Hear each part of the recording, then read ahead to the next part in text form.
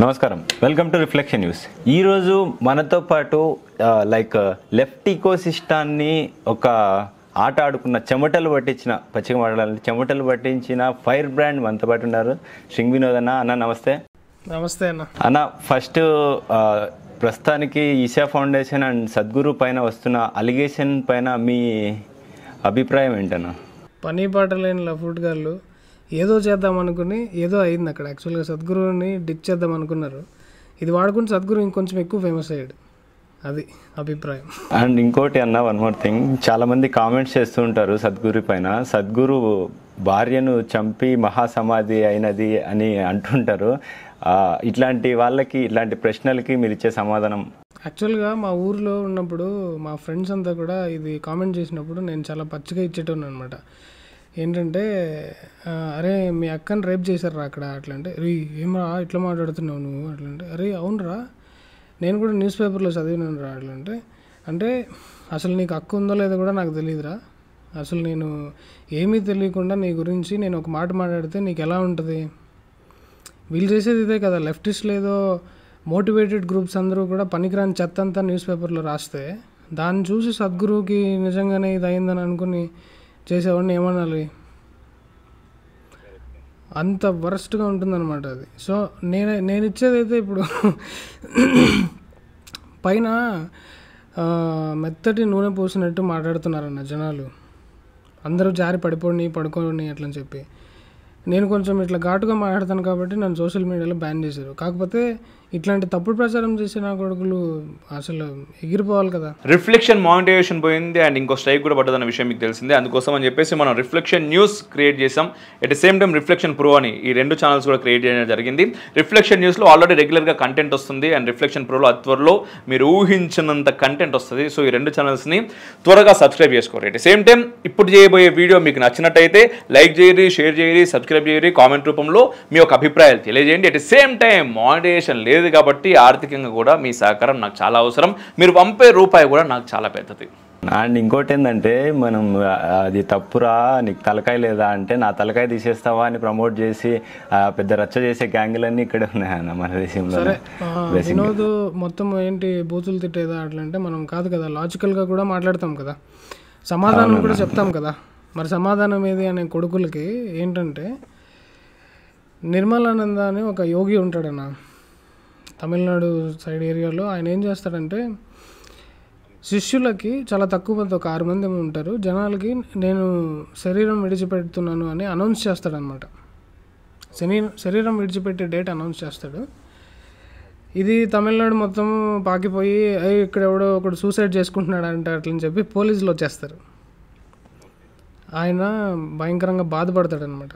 ఆ టైంలో సద్గురు తన వైఫ్తో పాటు అక్కడికి వెళ్తాడు.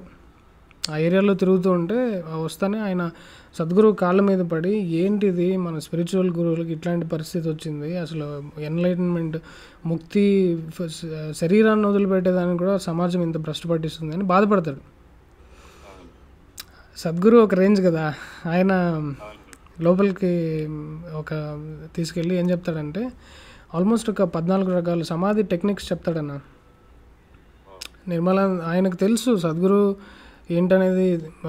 సో ఆయన తీసుకెళ్ళి మొత్తం చెప్తే, ఆ చెప్తూ ఉన్నప్పుడు విజయమా వింటుందన్నమాట, సద్గురు వైఫ్ వింటుంది. అంటే ఇంత ఈజీగా శరీరాన్ని వదిలిపెట్టచ్చు అని తెలిసిన తర్వాత ఇంకా ఈ నాన్ సెన్స్లో ఉండాలని ఎవరికి అనిపిస్తుంది? సో దారి పొడవునా ఇంకా నేను వెళ్ళిపోతా అని అంటూ ఉంటుంది అనమాట. సద్గురు మనకి ఇప్పుడే రెస్పాన్సిబిలిటీస్ పెరుగుతున్నాయి, నువ్వు ఈ టైంలో అదేంటి సడన్గా ఈ డెసిషన్, అది కన్విన్స్ చేయడానికి ట్రై చేస్తాడు. కానీ ఆమె వినదు. అసలు పొద్దున్న లేచినప్పటి నుంచి శంభో మంత్రం చదివి రోజుకి 5-6 సార్లు షవర్ తీసుకుని శంభో శంభో శంభో చాంటింగ్ చేసుకుంటే అలాగే ఉండిపోయింది అనమాట ఆమె. It's one of the technique అనమాట మహాసమాధి. సో జనాలందరూ ముందు ఆమె కాన్షియస్గా శరీరం వదిలిపెట్టిన లైవ్లో చూసిన వాళ్ళు ఉన్నారన్న. వైఫ్ మర్డర్ అనే లఫుట్ నా కొడుకులకి ఏం చేయాలి? అదేదో న్యూస్ పేపర్లో రాసిన చెత్తనా కొడుకులు దాన్ని ఆల్రెడీ సెటిల్ చేసేసారు సద్గురు. కోర్టులోకి వెళ్ళి కూడా డిక్లేర్ చేశారు, వైఫ్ మర్డర్ కాదు, ఇది అనవసరంగా తప్పుడు ప్రచారం అట్లని చెప్పి సెటిల్ అయిపోయిన కేసు అది. ఇది దానికి చెప్పాల్సిన సమాధానం. నేను పైన చెప్పాను, నేను ఎప్పుడు ఈ స్పిరిచువల్ విషయాలకు వచ్చేసరికి ఓన్లీ పైన సమాధానం ఎందుకు చెప్తానంటే ఎక్స్ప్లోర్ చేయడానికి ఈ కొడుకులకు వదలాలి కదా, మొత్తం ఫ్రీగా చెప్పి వదిలేస్తే. యా, అండ్ నేను కూడా అంటే ఈ క్వశ్చన్ నాకు ఎందుకు వచ్చింది అంటే నిన్ననే ఒక వీడియో చేశానన్న శ్రీరమ్మ గారితో. ఆ వీడియోలో కింద కామెంట్ ఉందన్నమాట, ఒక ఆమె పెట్టింది లైక్ భారతి అనే ఆమెను లైక్ ఇట్లా ఉంచుకొని ఇట్లా భార్యను చంపిన తన్న మీరు నమ్మేది లైక్ ఇట్లా పెట్టింది కామెంట్ ఆమె. సంథింగ్ నిత్య సంథింగ్ ఏదో పేరుంది. సో నిజాలు తెలియకుండా ఇష్టం వచ్చినట్టు వాగే వాళ్ళకి మీ నుంచి సమాధానం వస్తే బాగుంటుందనే ఒక ఉద్దేశంతో మిమ్మల్ని అడిగాను నా క్వశ్చన్. వాళ్ళ అక్కని అమ్మల్ని అలాగే పంపిస్తారన్న, వాళ్ళు ఆ కొడుకులు కాబట్టి వాళ్ళకి అట్లాంటి ఆలోచనలు వస్తాయి. నిజాలు మనం చెప్పడం కాదు. నువ్వు ఒకసారి ఆలోచించు, అసలు సద్గురు ఎక్కడ? సద్గురు స్కెడ్యూల్ మొత్తము ఆన్లైన్లో ఉంటుందన్న. ఆయన ఏదో ప్రైవేట్ స్పేస్గా ఏదో ప్రైవేట్గా ఏదో చేయడానికి కూడా ఉండదు. ఏ సెకండ్ ఎక్కడ ఉంటాడు, ఏ మూమెంట్లో ఏం చేస్తాడు అనేది మొత్తం ఆన్లైన్లో ఉంది ఇప్పుడు సద్గురు. అట్లాంటి వాడు ఇట్లాంటి ఫ్రాడ్లు ఎట్లా చేస్తాడన్న? అసలు సమస్య లేదు, ఛాన్సే లేదు. ఆ కొడుకులు బై బర్త్ వాళ్ళ పెంపకాలు అవన్నీ కూడా అంత గలీచిన కొడుకులు కాబట్టి వాళ్ళకి అట్లాంటి ఆలోచనలు ఏది చూసినా అదే వస్తుంది వాళ్ళకి. నువ్వు ఇంకా మొత్తం మా కాళీమాతని, పార్వతీమాతని, శివుడిని వీళ్ళందరినీ తీసుకొచ్చినా కూడా దాంట్లో బూతులు ఎదిగే లఫుట్న కొడుకులు బూతులు తీయటం అయిపోయింది. ఆన్సర్ కూడా చేద్దాము. భారతీమా ఏంటంటే సద్గురు శ్రీ బ్రహ్మ ఉన్నప్పుడు విభూతి అని ఆయన అప్పట్లో మేల్ డివోటీ అనమాట, ఇప్పుడు ఫీమేల్ బాడీ తీసుకుంది. అప్పట్లో ఇది కంప్లీట్గా నాకు తెలుసా అట్లంటే మిస్టిక్ మ్యూజింగ్స్ అనే దాంట్లో ఇలాంటి వాటి గురించి చాలా ఎలాబరేట్గా రాస్తాడనమాట సద్గురు. అంటే ఈషాలో కూడా కొన్ని కథలుగా చెప్పుకునేవి ఇవన్నీ ఉంటాయన్నమాట. కాకపోతే నువ్వు ఒక గురువుల్ని వాళ్ళ పాస్ట్ లైఫ్ డిసైపుల్స్ కంటిన్యూ అయ్యేది నీకు తెలుసు కదన్నా. కొంతమంది ఆవులాగా పడతారు. సో ఇక్కడ ఇంకెక్కడ బాడీ? అసలు సద్గురు ఏమన్నాడంటే ఈ సొసైటీ అనేది ఇక్కడ అలో చేయట్లేదు, కానీ అసలు సాధనలు ఎలా ఉండేవంటే తెలుసా అన్న, సద్గురుది ఒక పోజ్ ఉంటుంది చూసావా, సింపుల్ లాయన్ క్లాత్లో ఉంటాడు, బేర్ బాడీ ఉంటాడు. హతయోగ చేసేటప్పుడు ఒళ్ళంతా నూనె రాస్తారంట. ఎందుకు చెప్పు? ఆ టార్చర్ భరించలేక పారిపోతే కూడా కొండలు ఎక్కువలేక మళ్ళీ పడిపోయి గురువు దగ్గరే ఉండాలని చెప్పి. సో అలా ఉండేది ఒకప్పుడు బ్రహ్మచర్యం. కానీ ఇప్పుడు నాగబాబాలు ఏం చేస్తారు, నువ్వు కానీ ఒక సన్యాసం తీసుకోవడానికి వెళ్తే 12 సంవత్సరాలు న్యూడ్గా తిరగాలి నువ్వు మొత్తం ఫారెస్ట్లో. నీకు తిండి ఉండదు. సరే న్యూడ్ పక్కన పెట్టు, జనాలు మళ్ళీ దీన్ని ఎక్కరిస్తారు. మామూలుగా నువ్వు ఏ గురువుల దగ్గరికైనా కూడా వాళ్ళు నిన్ను టెస్ట్ చేసేది చాలా హార్డ్ కోర్గా ఉంటుంది. సద్గురు ఒకడే అదృష్టవశాత్తు ఎవడు పడితే వాడిని, ఏ బచ్చాగాడు పడితే వాడిని నా దగ్గర వస్తున్నాను ఇంటర్వ్యూ చేస్తున్నానంటే ఆశ్రమం అలౌ చేస్తున్నాడు. It's a huge feet.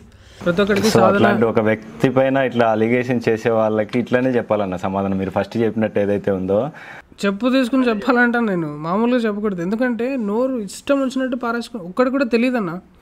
Wife murder అని ఎక్కడో చదివినావు, ఏ న్యూస్ పేపర్లో చదివినావు? క్వింటు వైరా, న్యూస్ లాండ్రీయా, ఈ లఫూట్ గల చరిత్ర అంతా కూడా మొత్తం తప్పుడు వార్తలకు పిచ్చనా గుడులు కదా వీళ్ళు. వాళ్ళు న్యూస్ అది పెట్టుకునిందే హిందుత్వాన్ని నాశనం చేయడానికి, తప్పుడు వార్తలు ప్రచారం చేయడానికి, హిందుత్వాన్ని నాశనం చేయడానికి, సనాతన ధర్మాన్ని తొక్కేయడానికి అట్లాంటి వాటిని నమ్ముతారన్న వీళ్ళు కూడా లఫుట్ గారు. మీరు నిజంగానే ఆ న్యూస్ పేపర్ పట్టుకుని వచ్చేసి ఆ సద్గురు వైఫ్ మర్డర్ ఎట్లా అంటే ఎవడరా నీకు ఆ మాత్రం అసలు నేర్పించింది? 10th పాస్ అయినారు నువ్వు. అసలు ఈ న్యూస్ పేపర్ ఎక్కడి నుంచి వచ్చింది, ఆ సోర్స్ చూసే అంత బుర్ర కూడా లేకపోతే నీకు ఏం చేయాలన్న? వాళ్ళని గట్టిగా ఏమన్నా చేద్దామన్నా మన చేతిలో లేకుండా పోతుందన్న. ఇప్పుడు జరిగే సనాతన ధర్మం పైన జరిగే దాడి ఎట్లుందంటే అన్న, ఇప్పుడు మొన్న ఈ అక్బరుద్దీన్ ఓవైసీ అనే అతను ఎవరైతే ఉన్నారో, నాకు ఒక 15 minutes టైం ఇస్తే హిందువులు అనేవాడే లేకుండా చేస్తా అనేవాడి పైన ఒక కేసు కూడా లేదన్న ఇప్పటి వరకు. స్పిరిచువల్ దీన్ని పైకి తీసుకొస్తున్న ఒక వ్యక్తి పైన ఎన్ని కేసులు, ఎన్ని అలిగేషన్స్, ఇష్టం వచ్చినట్లు మాట్లాడాలి కొడుకులు. తెలుగు స్టేట్స్లో మ్యాక్సిమం షేర్ ఆఫ్ కన్వర్టెడ్ నా కొడుకులు ఉన్నారని నేను పెట్టాను ఆల్రెడీ. తెలుగు స్టేట్స్లో ఉన్నంత అంటే హిందువులు అన్నిటికంటే ఎక్కువ యాంటీ హిందూగా ఉన్నారు. వాళ్ళకి తెలియక వెస్ట్రన్ కల్చర్కి అలవాటు పడి దాన్ని ఫాలో అవ్వకుంటూ అసలు మన కల్చరు ధర్మం గురించి తెలియని వాళ్ళు హిందూ సర్టిఫికేట్లో హిందువులుగా ఉంటూ ఏమీ హిందుత్వ గురించి అసలు ధర్మం గురించి ఏమాత్రం తెలియని వాళ్ళు ఎక్కువ మంది తెలుగు స్టేట్స్లో ఉన్నారు. లేకపోతే మన పరిస్థితి ఇంత దారుణంగా ఎందుకు ఉంటుంది? పవన్ కళ్యాణ్ ఇక్కడ రండ్రాజ్ ఏదన్నా సనాతన ధర్మ బోర్డు అని, హిందుత్వ కోసం మేల్కోకండి, ఇవన్నీ ఎందుకు చెప్పాల్సి వస్తుంది? ఈ కన్వర్టెడ్ కొడుకులు ఎక్కువ ఈ అసలు 6,000 చర్చలేందన్న అసలు మాక్సిమం అంటే AP one of the biggest అంటే చర్చిలు ఎక్కువ అయినాయి అన్న. ఇప్పుడు కేరళ కంటే హై లెవెల్లో ఉంది ఏపీ.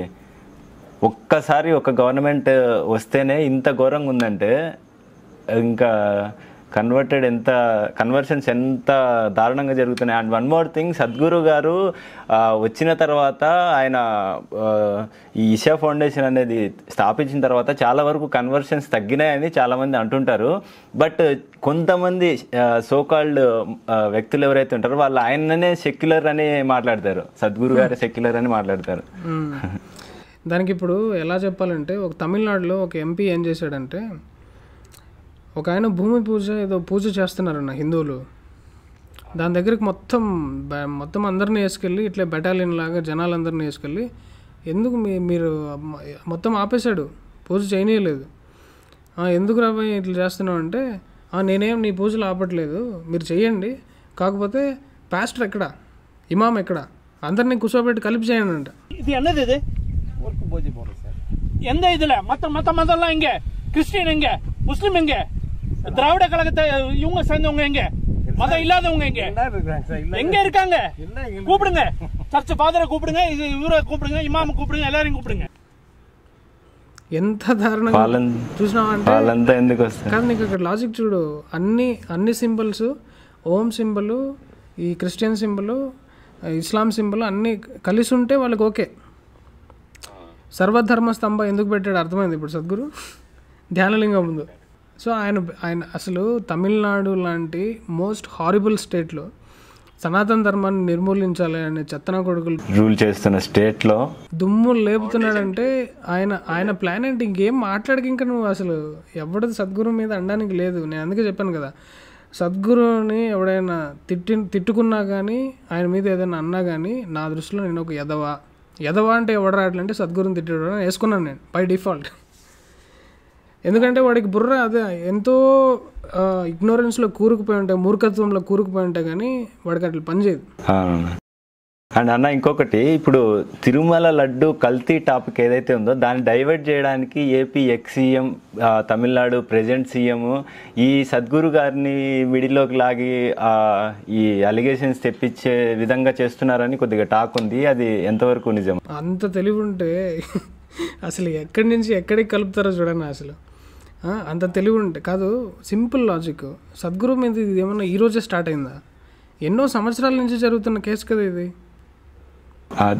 దానికి లింక్ పెట్టి ఇప్పుడు ఎన్నో సంవత్సరాలు అసలు తమిళనాడు గవర్నమెంట్ ప్రతిరోజు కూడా సద్గురుని ఎట్లా ఎల్లగొట్టాలి అని ఆలోచించుకుంటే నిద్రపోదు. అసలు వాళ్ళ నిద్రాగారాలు బాగానే సద్గురుని ఎల్లగొడదామని ఉంటే లడ్డూ కాంట్రవర్సీ ఏమన్నా మాట్లాడుతున్నారు. సుప్రీంకోర్టు ఆల్రెడీ అది టేకప్ చేసి ఇన్వెస్టిగేషన్ నడుస్తుంది. అది దీన్ని ఇట్స్ అ కంప్లీట్లీ డిఫరెంట్. అదే సుప్రీంకోర్టే మళ్ళీ ఈ మదర్సా హైకోర్టుకి ఇచ్చింది. అక్కడ నువ్వు ఏది ఇన్వాల్వ్ అవుతుందో చూడు. చీఫ్ మినిస్టర్లు ఎందుకు తెగుతాడు సుప్రీంకోర్టు? ఇవన్నీ బేసిక్గా చాలా మందికి తెలియవన్నా. ఇవి వాళ్ళకి ఏం కావాలి, వాళ్ళకి ఒక కాంట్రవర్సీ కావాలి. ఒక స్పిరిచువల్, ఇప్పుడు ప్రజెంట్ సనాతన ధర్మాన్ని తిడితే వాని వ్యూస్ లక్షల్లో కోట్లల్లో చూస్తున్నారు జనాలు. సో అట్లాంటి పాయింట్ ఒకటి పట్టుకొని కొడుకులు చేసే పనులు ఇట్లాంటి అన్న. అండ్ ఇంకోటి అన్న, ఇషా ఫౌండేషన్లో బ్రెయిన్ వాష్ చేసి సన్యాసులుగా మారుస్తున్నారని కొంతమంది సన్యాసులు మాట్లాడుతుంటారు. వాళ్ళకు మీరు ఇంకొద్దిగా గట్టిగా సమాధానం చెప్తే బెటర్ అన్న. సరే, ఇది కొంచెం ఎలాబొరేట్గా చెప్తాం. ఫస్ట్ ఆఫ్ ఆల్, జనాలకి స్పిరిచువాలిటీ అంటే, ఎన్లైట్మెంట్ అంటే అసలు ఐడియా లేదన్న.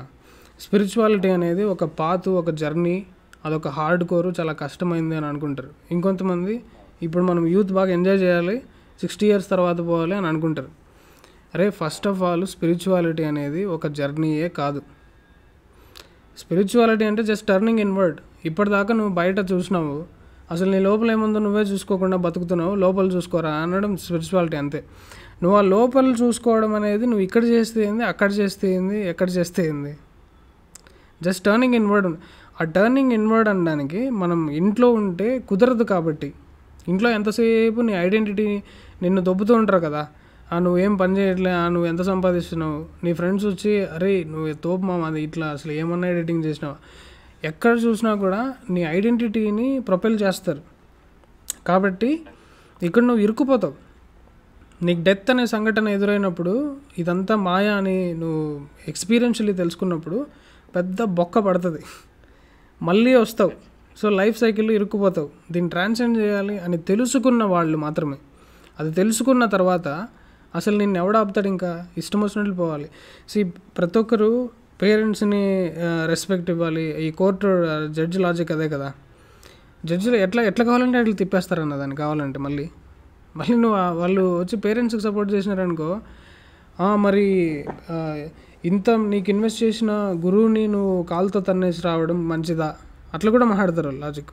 సో ఇప్పుడు జనాలు ఏ లాజిక్ని పట్టుకుంటున్నారు అనేది ఇంపార్టెంట్. అవునవును, వాళ్ళకి నెగిటివ్ మైండ్తో ఆలోచించే వాళ్ళకంతా నెగిటివ్గా కనిపిస్తుంది కదన్నా. సో అది ఆన్సర్ చేద్దాం. ఇది ఏమన్నా పేరెంట్స్కి దూరం పెట్టడం ఏంటి? నువ్వు ఒక ఎక్స్పెరిమెంట్ చేస్తున్నావు అన్న, నువ్వు ఒక ఈక్వేషన్ మీద భయంకరంగా నువ్వు పుస్తకాలు పురుగువి ఆ ఈక్వేషన్ మీద పడున్నావు. అప్పుడు నీకు నీ గర్ల్ ఫ్రెండ్ నుంచి ఫ్రెండ్స్ నుంచి ఎవరి దగ్గర నా కాలేజ్ ఎత్తుతావు, నువ్వు 2-3 రోజులు ఎవరికి తెలియకుండా వెళ్ళిపోయింటావు కదా నువ్వు డెప్త్లోకి. అలాంటి రోజులు ప్రతి ఒక్కడికే ఉంటుంది. లేదంటే వాడు ఇంకా రోడ్ సైడ్ తిరిగి ఎదవని చేసుకుందాం, అది పక్కన పెట్టు. ఉన్నోళ్ళకి మాత్రం చిన్నప్పుడైనా ఏదో ఒక స్టేజ్లో ఉంటుంది కదా, 2-3 రోజులు. ఇప్పుడు 10th క్లాస్ ఎగ్జామ్స్ రాసేటప్పుడే ఫోకస్డ్గా ఉంటారు కదా, పబ్లిక్ ఎగ్జామ్స్ రాసేటప్పుడే. ఎగ్జామ్లు వద్దు కానీ ఎగ్జామ్లు లీస్ట్ పీపుల్ ఆర్ ఇంట్రెస్టెడ్. ఏదైనా నీ సైకిల్ తొక్కడము ఏదో ఒకటి, నీకంటూ నువ్వు ఇష్టపడి తీసుకున్న పనిలో నువ్వు నిమగ్నం అయిపోవడం ఎగ్జాంపుల్ చెప్తున్నా. ఇప్పుడు దీన్ని ఇంకొంచెం హై ఎలివేటెడ్ స్టేటు మీ ఐన్స్టీన్నే తీసుకుందాం. మీ ఐన్స్టీన్ ఏం చేశాడు, బాత్రూంలో ఉన్న సోపు బుడగల మీద ఎక్స్పెరిమెంట్ చేయడానికి వారం రోజులు పోతే అసలు వాళ్ళ వైఫ్కి చిరాకు వచ్చి ఇంకా డివర్స్ వెళ్ళేదాకా వెళ్ళింది అది. సో వాడిది ఎక్కడుంది రిలేషన్షిప్, ఎవరిది ఉంటుంది? ఇప్పుడు నేను యోగి దగ్గరకు వస్తా. అసలు యోగి ఈ స్పిరిచువల్ పాత్లో అంటే ఏంటంటే ఎగ్జిస్టెన్స్లో ఉన్న లాస్ని స్టడీ చేయడం అనేది సైంటిస్ట్ చేస్తే, స్పిరిచువల్ పర్సన్ ఏం చేస్తాడంటే రెడీమేడ్ ఆన్సర్స్ని ఒప్పుకోడు. భూమి చుట్టూ సూర్యుడి చుట్టూ భూమి తిరుగుతుందా, నేనే కనుక్కుంటా, నేనే తెలుసుకుంటా. ఎలా తెలుసుకోవడానికి పద్ధతులు ఉన్నాయి. నీ శ్వాస మీద ధ్యాస, చాలా రకరకాలు ఉంటాయన్న. కాంప్లికేటెడ్ యోగా సూత్రాస్లోకి వెళ్తే ఇంకా అది పెద్ద సబ్జెక్ట్ అవుతుంది.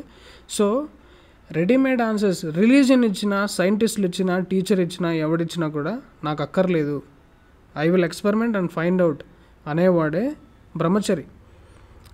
ఆ ఎక్స్పెరిమెంట్లు ఎన్ని సంవత్సరాలు పడుతుంది? నువ్వు ఎంత ఫోకస్డ్గా ధ్యానంలో కూర్చుంటే, ఇప్పుడు ఒక రూమ్లోకి వెళ్ళి నువ్వు సైలెంట్గా కళ్ళు మూసుకుని అబ్జర్వ్ చేస్తూ ఉంటే బయట సౌండ్లన్నీ వెళ్ళిపోయి నీకు లోపల సౌండ్లు వినిపిస్తూ ఉండడం స్టార్ట్ చేస్తాయి. ఆ అబ్జర్వేషనే చాలా బ్యూటిఫుల్గా ఉంటుంది అసలు యాక్చువల్గా. నేను ఒకసారి సౌండ్ ప్రూఫ్ రూమ్లోకి వెళ్తే బ్లడ్ వెజల్స్కున్న సౌండ్ వినపడిందన్న, అలా ఉంటుంది. ఇంకా నేను లోపలికి వెళ్తే నేను లోపల మొత్తం చూడొచ్చు అసలు యాక్చువల్గా. అది ఎంత ఇంట్రెస్టింగ్గా ఉంటుందంటే ఇంక నీకు ప్రపంచంలో ఏమీ చేయాలనిపించదు అసలు. సో వాళ్ళు మతి స్పిరిచువల్ దాంట్లోకి వెళ్ళారు. అక్కడ 7 years ఉన్న తర్వాత డిసైడ్ చేశారన్న వాళ్ళు. ఏదో ఇమ్మీడియట్గా పోయిన వెంటనే వశమైపోవడం కాదు. Namaskaram. I'm Mayu from Isha Yoga Center. Mati. This is regarding the allegation that our parents have given that we are staying here against our wishes and we've been forced to stay here. I would like to clarify that I'm here out of my own wish and my interest. I'm here because this is the only thing that would give me fulfillment and happiness. It's not that I chose this blindly all of a sudden. It's been 7 years since I came here, and I give sufficient time for my parents to understand this and for me also to look into this, because we are always encouraged here to marry and volunteer from outside because that's the general way of life. But if you want to take this step, they see your commitment and see that if this is what you really want, and only then they give this sannyas to somebody. And I've taken this because Sadhguru is a contemporary guru whose work has touched millions of lives, and what he has offered has touched me so deeply that this is the only way I can find fulfillment in my life, and this is the only thing that makes sense to me. I would like to live this way and live for it. So that's why I've taken this step. And I see that being a woman, giving this equal opportunity to be on the spiritual path is something phenomenal. And that's where true freedom is, that I can choose this because this is what I want to do. I am 34 and I'm no more a kid, and I chose this out of my own will, and nobody has forced me or compelled me to stay here. And it's such a amazing experience that I've had after going through the Isha Yoga program. And you need to be here for, so many years to decide if you really want to take this. I could have either opted to get married or gone away from this place if I'm not interested. And nobody is forcing me. Even now, if I want, I can go. But I am here because I am interested to be a part of this phenomenal work what Sadhguru is doing, and take this to various other people. In fact, millions of people who are getting touched on an everyday basis. So it gives me phenomenal joy and pride to be in such a place, especially a brahmachari or a sannyasi, and do this work for Sadhguru and for Isha Foundation. There are married people here, people who are not married and not taken brahmacharya here, and there are brahmacharis also here. Each person is here out of their own free will. It's nobody is encouraged or talked to that you have to choose this or anything like that. And we are always here because this is the only thing that we want to do. You give us anything else and we would say no, this is what we want to do. So ఇదేంటంటే ఒకప్పుడు దేశం ఎంత రిచ్గా ఉండేదంటే ప్రతి గురువు ఈ spine పుర్రెలు ఇవన్నీ ఆశ్రమంలో పెట్టుకుని ఒక డిస్ప్లే లాగా ఉండేది. స్టడీ నీట్గా ఎక్స్ప్లెయిన్ చేసేటోడు. ఓకే, దీంట్లో సుషుమ్న నాడి ఉంటుంది, దాని లోపల చిత్రిని నాడి ఉంటుంది, దాని లోపల బ్రహ్మనాడి ఉంటుంది, బ్రహ్మనాడికి ఓం సౌండ్ ఉంటుంది. ఇట్లా ప్రతి ఒక్కటి నీట్గా ఎక్స్ప్లెయిన్ చేసేటోళ్ళు. గురుకులాలని నాశనం చేసి పరదబ్బారు కదా. అది గురుకులాలని నాశనం చేసి ఇప్పుడు మెకాలే విద్యా విధానాన్ని తీసుకొచ్చి విద్యా విధానాన్ని నాశనం చేసి పడేసారు అన్న. అసలు దారుణంగా చేసారు. మనకు అంటే అందులో ఉన్న దాంట్లో మనకు తెలిసి ఇప్పుడు ప్రెజెంట్ చదువుకునే వాళ్ళకి తెలిసింది 1% కూడా ఉండదన్న. అసలు నీకు తెలిసింది సద్గురు ఏమంటాడంటే, నీకు తెలిసిన నాలెడ్జ్ బట్టి నువ్వు స్మార్ట్ ఎలా అవుతావురా. నీకు కానీ నువ్వు ఏదైనా బుక్లో నేర్చుకున్నావు అనుకో, ఏదో ఒక టీ పార్టీలో నువ్వు స్మార్ట్గా ఫీల్ అవ్వడానికి పనికొస్తుంది, కానీ మిగతా దేనికి పనికొస్తుంది అది? జనరల్గా జనాలు స్టూడెంట్లు కానీ పెద్దలు కానీ కబుర్లు చెప్పుకునేది కలిస్తే సొల్లు దేని గురించి చేసుకుంటారన్న. వీడికి 4 ముక్కలు ఎక్కువ తెలుసు, వీడేదో గెలాక్సీ G65 గురించి మాట్లాడుతూ ఉంటాడు. ఇంకొక కోతి ఇంట్రెస్టింగ్గా వింటూ ఉంటుంది, ఇంకో కోతి ఇంకో పాయింట్ ఏదో చెప్తుంది. సో ఇది కోతులు కుక్కల గోళ్ళ అవుతుంది, కానీ నీ నాలెడ్జ్ ఎట్లయితుంది? అసలు నాలెడ్జ్ అంటే ఏంటి? అసలు నాలెడ్జ్ అంటే knowledge of within, knowledge of self నాలెడ్జ్కి మించిన నాలెడ్జ్ లేదు. దీని గురించి నువ్వు తెలుసుకోవడం స్టార్ట్ చేస్తే యూనివర్స్ మొత్తం అర్థమవుతుంది అనేది మన వాళ్ళు గమనించి ఒకప్పుడు స్టార్ట్ చేశారు. సో ఆ గురుకులాల్లో ఇంటీరియారిటీని మొత్తం ఎక్స్ప్లెయిన్ చేసేవన్నీ ఉండేది ఎడ్యుకేషన్లో. దాన్ని మొత్తం యాక్చువల్గా ఇక్కడి నుంచి దొంగిలించబడిన బుక్సే అక్కడి నుంచి రీబౌండ్ అవుతున్నాయి. అది మొన్న రీసెంట్గా ఈయన ఇస్రో సైంటిస్ట్ బయటపెట్టాడు. అరబ్స్ బుక్స్ తీసుకెళ్ళి ఆ న్యూటన్ లాస్ కానీ స్క్వేర్ రూట్స్ కానీ అవన్నీ కూడా ఒకప్పుడు వేదాల్లో ఉండేవి. అసలు వేదం అనేదే సైన్స్ అన్న. ఒరిజినల్ సైన్స్ అంటే వేదం, ఓన్లీ వేదం ఒకటే. వేదం ఒకటే సైన్స్ ప్రపంచంలో. నీకు వేదం అనేదే సైన్స్ అని మనం అంటే తెలిసిన చెప్తున్నాం కదన్నా. ఇప్పుడు వేదమే లేదు సైన్స్ నమ్మండి అని కొంతమంది మాట్లాడుతుంటారన్న, హితవాదులు ఈ టైప్లో. వాళ్ళకి ఏం ఈ కొడుకులు A+B² సైంటిస్టులు వీళ్ళందరూ. వీళ్ళని కూర్చోబెట్టుకుని ఇప్పుడు నేను చాలా సినిమాల్లో మనం చూసుంటామన్నా. సినిమాల్లో చాలా రేర్గా వస్తుంటాయి, కాకపోతే ఏ సైంటిస్ట్ అయినా పట్టుకురానా 2 క్వశ్చన్లో వాడు ఇక్కడి నుంచి పారిపోయేలాగానే చేయొచ్చు. వాడు ఎంతేదో వాడికి ఏం తెలియదని వాడికే అర్థమయ్యేలాగానే చేయొచ్చు. లేకపోతే ఒక మనిషి సింపుల్గా ఒక బతకడానికి ఇన్ని యంత్రాల, this is a failed existence కదన్నా. అసలు ఇన్ని యంత్రాలు పెట్టుకుని ఒక మనిషి బతకాల్సి వస్తుంది ఎట్లంటే ఎక్కడికి పోతున్నాడు? పోతులూరు బద్ధకం పెంచేసిరు అన్నప్పుడు మళ్ళీ రివర్స్ కోతులోకి వెళ్తున్నాడు మనిషి. మళ్ళీ అమ్మో టెక్నాలజీని తిట్టుకు, నువ్వు టెక్నాలజీని వాడుకుని టెక్నాలజీని తిరుగుతున్నావు అని ట్రోల్ చేస్తారు కదా జనాలు. సో ఇప్పుడు ఏంటంటే ధ్యానం దగ్గర కనెక్ట్ చేస్తాను. సో దీన్ని ఎంతో ధ్యానం చేస్తే కానీ నీ లోపల ఉన్న ఇవన్నీ తెలుసుకోలేవు. సరే, ఫస్ట్ ఆఫ్ ఆల్ ఎందుకు తెలుసుకోవాలి? నేను నా ఇష్టం వచ్చినట్లు నేను బతుకుతా అట్లంటే కుక్కలాగే బతుకురా పోయి. కానీ మనిషిని పుట్టించింది ఇన్నేట్గా కుక్కలాగా బతకడానికి కాదు. సద్గురు క్లియర్గా ఎన్నో వీడియోల్లో ఇది చెప్పాడనమాట.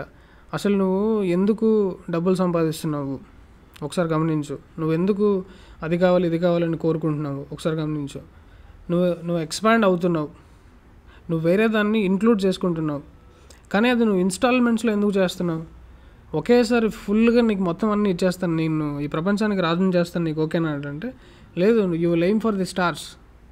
సో అక్కడ ఏంటి, నువ్వు వేరేది ఒకటి కోరుకోవట్లేదు రా భయ్, you are aspiring to become all. అంటే అన్నిట్లోకి డిజాల్వ్ అవ్వాలని కోరుకుంటున్నావు. ఇన్నేట్గా ఉంది అది, నీ లోపలే ఉంది అది.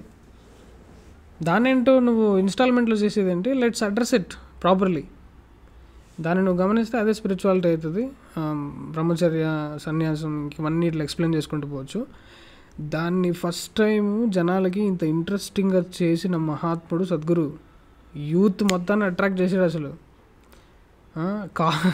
కాలేజ్ ఎగ్గొట్టి సినిమాకి పోయే యూత్ని ఫ్యామిలీ ఎగ్గొట్టి ఆశ్రమానికి వస్తున్నారు ఇప్పుడు. ఆశ్రమానికి వస్తున్నారు ఇప్పుడు. Because it's dam interesting. అసలు హ్యూమన్ బీయింగ్ని ఇంత ఇంట్రెస్టింగ్గా చేశాడు అనేది సద్గురు తప్ప ఎవరు చేయలేరు. నేను మాట్లాడితే జనాలకు కొట్టినట్టే ఉంటుంది, ఎందుకంటే నా ఓన్ ఎక్స్పీరియన్స్లో మా ఫ్యామిలీని పక్కన పెట్టి నేను ఇప్పుడు లైవ్గా చూపిస్తున్నాను కదా జనాలకి. నేనైతే మా వాళ్ళని ఫుల్ టార్చర్ పెట్టాను, సింపుల్గా చెప్తున్నాను. టార్చరే అవుతుంది అది ఎవరికైనా. గౌతమ్ బుద్ధుడే వదిలేసి వెళ్ళిపోయినప్పుడు లేనిది ఎవరికైనా. నువ్వు స్పిరిచువాలిటీ తీసుకున్నావంటే సోషల్ స్ట్రక్చర్ కంపల్సరీ నీది డిస్మాంటిల్ అవుతుంది. ఎందుకంటే అంత దరిద్రంగా కండక్ట్ చేస్తున్నారు సొసైటీని. పేరెంట్స్ ఎవరు సపోర్ట్ చేస్తాడన్నా? నువ్వు ఇప్పుడు ఒక బిడ్డ పుడుతుంది, ఆడు లేచిన వెంటనే కళ్ళు మూసుకుని ఇట్లా కూర్చున్నాడు అనుకో, భయపడిపోతుంది అమ్మ. అంటే వాడు లేచిన వెంటనే చిల్లర పనులు ఏదో చేయాలి, ఆ ఏడవడము, ఇట్లా ఎగరటి తన్నడము, ఉచ్చబోయడము ఏదో చేయాలి. అప్పుడు తల్లికి బాగుంటుంది. అదే అలవాటు చేశారన్న ఇన్ని సంవత్సరాలుగా జనాలకి. సో నీకు పాయింట్ అర్థమవుతుందా? ఎదవతనమే కోరుకున్న పేరెంట్స్ బుద్ధత్వాన్ని ఎవడే అసలు సపోర్ట్ చేస్తాడు? నేను ఇంకో ఎగ్జాంపుల్ చెప్తాను. ఆశ్రమంలో జరిగింది ఇది. ఒక ఆయన బ్రహ్మచర్య తీసుకుంటానంటే వాళ్ళ పేరెంట్స్ ఆయనకి దండేసి కాళ్ళు కడిగి దండం పెట్టి పంపించారన్న. అది ఇవాళ పేరెంట్స్ అంటే. రాముడు తండ్రి మాట జవదాడలేదు, నువ్వు మరి పేరెంట్స్ని ఎవడున్నాడు రా దశరథుడిలాగా ఇప్పుడు పేరెంట్స్. ఎందుకన్నా అలాంటి మాట? పేరెంట్స్ మాట విని ఆల్మోస్ట్ 90% మంది పిల్లలు నాశనం అయిపోయారు. రాసిపెట్టుకో. ఖచ్చితంగా పేరెంట్స్ మాట వినకుండా బాగుపడిన వాళ్ళు మస్తు మంది ఉన్నారు. ఎగ్జాంపుల్ నేనే. పేరెంట్స్ని టార్చర్ పెట్టమంటే అదేదో మళ్ళీ కసిగా వాళ్ళ మీద ఏదో తొక్కి చంపేయడం అనుకుంటారు. అది కాదు నిజంగా. అసలు ఈ పేరెంట్స్ని టార్చర్ పెడుతున్నట్లంటే వీళ్ళు పేరెంట్స్ పీడ వదిలేదని చంపేయాలి కదా. ఏం చేయకుండా సింపుల్గా వాళ్ళ పాటికి వాళ్ళ ఆశ్రమానికి వెళ్తున్నారు. ఇది గమనించాలి అసలు. ఒకసారి నీకు ఆ శివుడి కనెక్ట్, ఒకసారి నీ ముక్తి దాని మీద ధ్యాస పడిందంటే నేను ఎవడు ఆపలేడన్నా. Guru's pull is more than parents pull. Anybody's pull. నీ గర్ల్ ఫ్రెండ్ పుల్, ఏ పుల్ ఏది పనికిరాదు. గురువు ఒకసారి లాగాడంటే అలా ఉంటుంది, అలా వెళ్ళిపోతాడు. నేను మా పేరెంట్స్తో ఇదే అన్నా, నాకు కావాల్సింది నువ్వు ఇస్తావా చెప్పు. నీ దగ్గర వచ్చి ఎవడైనా కానీ రాబోయ్, నాకు కావాల్సింది నువ్వు ఇస్తావా, నీ దగ్గర వచ్చి కూర్చుంటా. సద్గురు ఇస్తున్నాడు, నువ్వెవడు ఆపడానికి? ఇదే గొడవ. ఇది మొత్తం ఏ కొడుకు పిల్లలు కూడా ఎవరైనా కూడా పేరెంట్స్కి ఎక్స్ప్లెయిన్ చేయకుండా ఏం పోరన్నా. ప్రతి ఒక్కటి నీట్గా ఎక్స్ప్లెయిన్ చేసి వాళ్ళ లాస్ట్కి వినిపించుకొని అర్థం చేసుకొని స్థితి ఒకటి వస్తుంది. ఎందుకు అర్థం చేసుకోరు? వాళ్ళ తొక్కలో ఆశలన్నీ మన మీద రుద్దాలి కదా. ఈడేదో పెళ్లి చేసుకోవాలి, సూటు బూట్ అంట. నన్ను అమెరికాలో ఊహించుకున్నారు, నేను అదంతా నీళ్ళు పోసేసాను. ఇదేదో గురువు దగ్గరికి వెళ్తున్నాడు, సన్యాసం అంటున్నాడు అట్లని చెప్పి ఇట్లా భయపడతారు చిన్నప్పటి నుంచి. అంత ఇన్వెస్ట్మెంట్ పెట్టుకుని ఈడేదో ఎందుకు పనికి రాకుండా పోతున్నాడే అనేది ఉంటుంది. నేను ఎందుకు పనికి రాకుండా పోయానా ఇప్పుడు? అసలు ది మెంటల్ ఎబిలిటీ హ్యూమన్ బీయింగ్ని ది పీక్స్లో వాడటం అనేది బయట ఎవరు నేర్పడు, ఓన్లీ ఆశ్రమంలోనే నేర్పుతారు. You must take a break. నేను ప్రతి ఒక్క యూత్కి నేను ఏది రికమెండ్ చేస్తానంటే 2-3 years మీ జాబ్ కాదు, మీ తొక్క కాదు, ఆశ్రమానికి వెళ్ళండి. ఆ తర్వాత వచ్చి ఎలా బతుకా గ్యాప్ వస్తుంది, సొసైటీ మళ్ళీ నాకేదో జాబ్ వేరు బొంగేరు. అసలు నువ్వు నీ మెంటల్ ఎబిలిటీస్ని ఒకసారి పెంచుకున్న తర్వాత ఒకరి దగ్గర జాబ్కి అడక తినాల్సిన అవసరంలో నువ్వు ఉండవు. 10 మందికి అన్నం పెట్టే స్థితికి నువ్వు వచ్చేస్తావు. అంత గొప్పగా అయిన తర్వాత అప్పుడు నువ్వు ఆలోచించి జీవితంలో ఏం చేయాలని. యోగస్థ కురు కర్మ అని కృష్ణుడు చెప్పాడు కదా, establish yourself in yoga and then do karma. అదే సంస్కృతి. పేరెంట్స్ చెప్పినట్లు వినాలి, టీచర్లు చెప్పినట్లు వినాలి, లేకపోతే ఆడెవడో ఫిలాసఫర్ ఉంటాడు, వెల్ విషర్ అంట, అదొకటి పెట్టుకున్నారు కదా ఇప్పుడు. సొసైటీలో ఒక ప్యాటర్న్ ఉంది, ఏంటి, నువ్వు నాశనం అయిపోయే ప్యాటర్న్. నేను ఇందాక చెప్పాను చూడు, ఏదో పని చేస్తేనే పేరెంట్స్కి నచ్చుతుందని. అది ఎక్కడ దాకా ఉంటుందంటే అన్న, కొంతవరకు పేరెంట్స్కి అరే మనోడు, మన పిల్లోడు మనం పడిన కష్టము వాడు పడట్లేదే, ఈజీగా బతికేస్తున్నాడే అనేది ఒకటి ఉంటుంది. ఆ సాడిజం ఉంటుంది పేరెంట్స్కి, అది అంత ఈజీగా అలో చేయరు. దట్స్ వై ఓజో చాలా నీట్గా చెప్తాడు, in this slavery of a society ఒక చైల్డ్ ఈ స్లేవరీ నుంచి ఎస్కేప్ అయితే వాడు ఎన్లైటన్ అవుతాడు. అట్లా ఎస్కేప్ అవ్వనివ్వరు, మొత్తం అంతా లాగేస్తూ ఉంటారు. వీటిని తీసుకొచ్చి పెళ్ళిలో తోయాలి, బావిలో తోసేయాలి, వాడు మళ్ళీ మనలాగే కష్టాలన్నీ అనుభవించుకుంటూ కష్టపడుతూ నాశనం అయిపోవాలి. ముక్తి, యోగా ఇది ఎక్కడ ఉండనే ఉండదు అసలు ఈ సైకిల్లో. ఇంత వర్స్ట్గా ఉంటే ఎందుకు వినాలరా పోయి పేరెంట్స్ మాట? అసలు ఏమైనా లాజిక్ ఉందా అసలు? సొసైటీలో, ఇళ్ళల్లో మొత్తం అన్నీ యోగా, స్పిరిచువాలిటీ, ముక్తి అనేది ఇంట్లో తల్లిదండ్రే నేర్పినప్పుడు అప్పుడు ఉంటుంది గురువుల్ని అందరినీ అనుసంధానంగా, భక్తిగా, ఒక పద్ధతిగా వెళ్ళడం అనేది. స్పిరిచువాలిటీ గురువులు అంటే భయపడిపోతారు కదా వీళ్ళు. నార్మల్గా జనాలందరూ, గొర్రెలందరూ ఎట్లా బతుకుతున్నారో అట్లా మన కొడుకు కూడా, మన కూతురు కూడా ఇట్లా నాశనం అయిపోతే చూస్తూ హ్యాపీగా ఉండేటోళ్ళు పేరెంట్స్. అండ్ అన్న ఇంకొకటి, ఒక కాంగ్రెస్ పర్సన్ వాడి పేరుకేమో జైరామ్ అని పెట్టుకున్నాడు. వాడు ఒక మాట అన్నాడు, మందిరం కన్నా మూత్రశాల పవిత్రమైనది అని ఒక లుచ్చా మాట మాట్లాడినాడు వాడు. అట్లాంటి వాడిపైన లేని కేసులు, ఇట్లాంటి చీప్ చిల్లర్ బ్యాచ్ పైన లేని కేసులు సద్గురు పైన, ఇషా ఫౌండేషన్ పైన పెడుతుంటారు.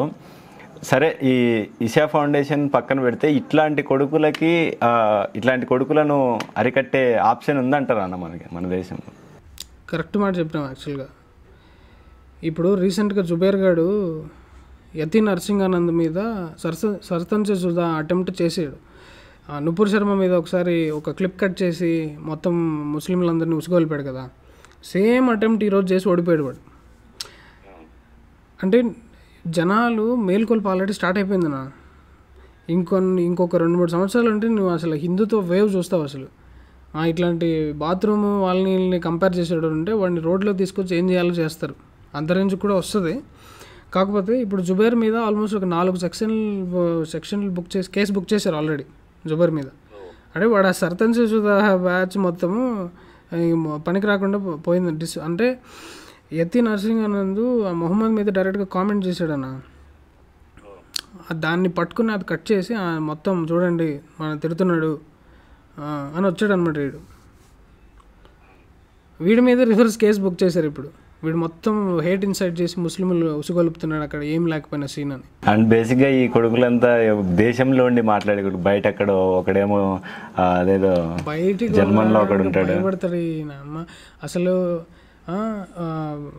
ముఖం కూడా చూపించడానికి దమ్ము లేని లఫ్ట్ గళ్ళందరూ కూడా యూట్యూబ్లో పడిచేస్తున్నారు. దూరం నుంచి యూట్యూబ్ కూడా అట్లాంటి వాళ్ళకే సపోర్ట్ చేస్తాను. దేశం ధర్మం అని మాట్లాడే వాళ్ళకి అమ్ముడిపోయింది. బై ద వే ఛానల్ ఎట్లా నడుస్తుందన్న? ఇప్పుడు మానిటైజేషన్ లేదంటున్నారు అన్న. మానిటైజేషన్ లేదన్న, తెలిసిందే కదన్న. దేశం ధర్మం గురించి మాట్లాడితే కొడుతూ ఉంటారు కొడుకులు. అండ్ మొన్ననే రీసెంట్గా ఎప్పుడో ఫస్ట్ ఛానల్ స్టార్ట్ చేసినప్పుడు పెట్టిన వీడియో, అమోఘన్న ఒక ముస్లిం వ్యక్తి మోదీని చంపాలి, అమిత్ షాని చంపిరండి, ముస్లిమ్స్ మీరు నిజమైన ముస్లిమ్స్ అయితే వాళ్ళని చంపండి వీళ్ళు చంపండి అని మాట్లాడిన దానికి అమోఘన్న దానిపై రియాక్ట్ అయ్యి ఒక ఇట్స్ ఫర్ యూ టైప్ ఒక వీడియో చేస్తే, దానిపైన ఒక 9 months బ్యాక్ చేసిన వీడియో పైన ఒక షార్ట్ పైన స్ట్రైక్ వేసి, సెకండ్ స్ట్రైక్ అన్న ఇది, స్ట్రైక్ వేసి మళ్ళీ మానిటైజేషన్ ఆపేశారన్న. బయాస్ నా కొడుకులు అంటే వీళ్ళు కదా.